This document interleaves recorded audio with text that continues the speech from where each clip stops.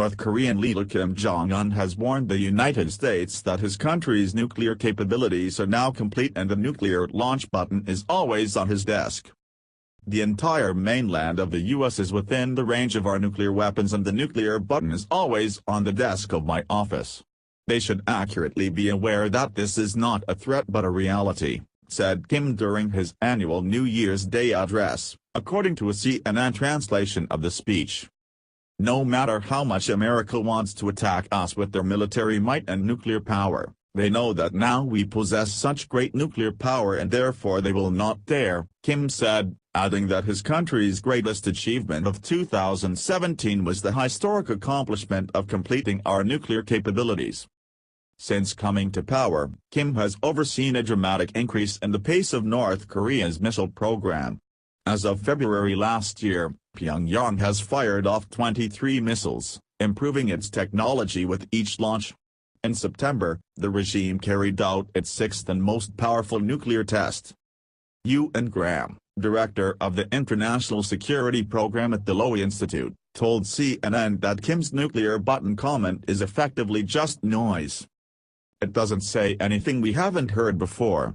It's just his, Kim's, way of assuring everybody that he is the one in charge and in control.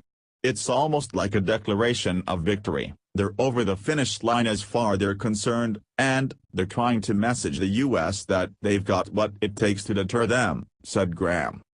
Olympic possibility. Despite the bellicose sense of triumphalism, Kim's address also struck a more conciliatory note, declaring his wish for a peaceful resolution with our southern border, and the possibility that North Korean athletes would participate in the 2018 Winter Olympics in Pyeongchang, South Korea. North and South must work together to alleviate the tensions and work together as a people of the same heritage to find peace and stability, said Kim, adding that North Korean representatives should start talks with their South Korean counterparts as soon as possible to discuss sending a delegation to the Games. Kim went on to wish South Korea success in hosting the upcoming Olympics and said the event would be a good chance to show the greatness of the Korean people. Graham called the softened tone towards South Korea a surprise. The olive branch of trying to reach out to the South, that's the most significant change, because up until now, they just haven't shown any interest in engaging with the South, or anyone else for that matter, he said.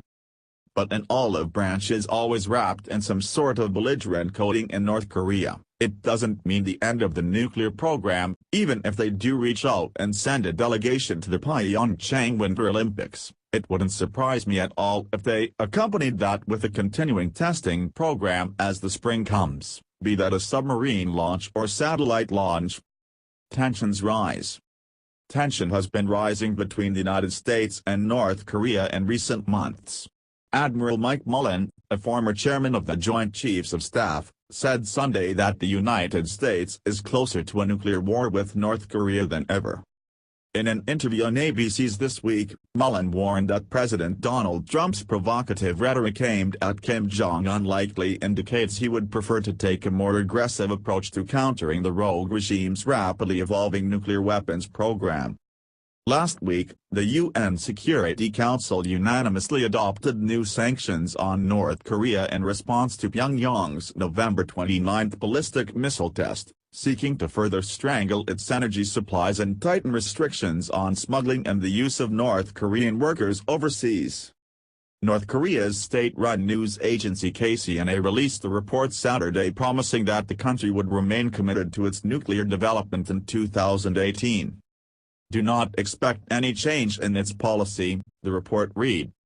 Its entity as an invincible power can neither be undermined nor be stamped out. The DPRK, as a responsible nuclear weapons state, will lead a trend of history to the only road of independence and justice, weathering all tempests on this planet, the report continued, referring to North Korea's official name, the Democratic People's Republic of Korea. Joint military exercises. In early December, the U.S. carried out another round of military exercises with South Korea, involving the largest concentration of fifth-generation F-22s and F-35s fighter jets ever assembled in South Korea. The war games included attacks against mock North Korean missile launch site with mock North Korean radars. In his New Year's address, Kim again denounced the exercises. "These military exercises that you have with our enemy the USA must be halted at this very moment because this behavior only causes fire and destruction on this great country," the North Korean leader said, apparently addressing South Korea. Thong Jo, a fellow at the Carnegie Tsinghua Center in Beijing, told CNN that Kim does not want to appear threatening and provocative. He wants to convince the international community that his nuclear weapons are purely for self-defense and wants to have a negotiated solution with the United States on the basis that he gets to keep its nuclear deterrent capability, Jong said. After achieving a preliminary strategic deterrent capability, North Korea might want to escalate tensions and seize the Winter Olympics as a golden opportunity. The Games make it possible for Washington and Seoul to meet Pyongyang's demand for self-restraint, adjusting their military exercises, without losing face and appearing weak on Pyongyang.